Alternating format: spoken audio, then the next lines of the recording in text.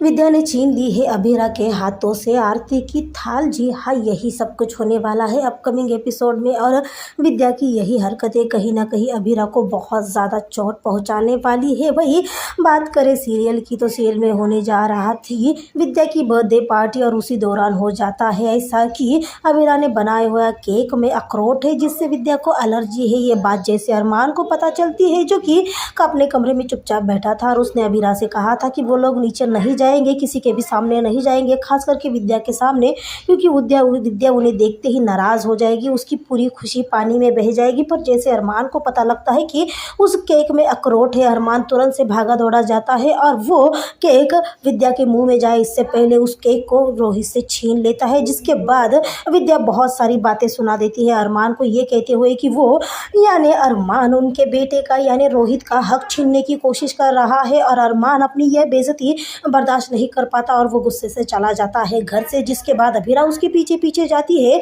और अरमान एक गाड़ी में तो अभीरा दूसरे गाड़ी में बैठ जाती है। पर उससे पहले कि अभीरा गाड़ी स्टार्ट करे, रूही भी उनके पीछे पीछे आ जाती है, और अभीरा ने गाड़ी स्टार्ट करके पीछे ली ही थी कि रूही को लग जाती है, और रूही चक्कर खाकर गिर जाती है। असल में रूही को चक्कर आया था, ना कि गाड़ी उसे लगी थी।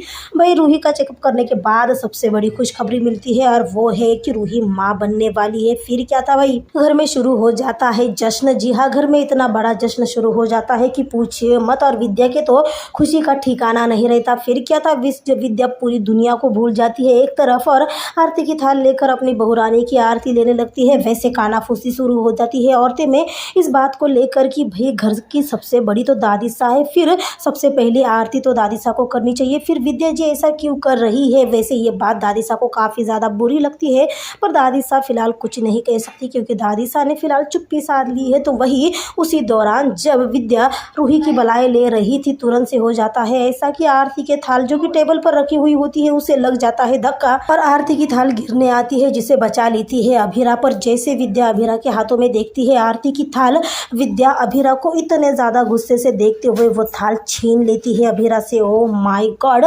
जिसके बाद यकीनन अभीरा को बहुत ज़्यादा बुरा लगता है, पर विद्या को इस बात से कोई फ़र्क नहीं पड़ता।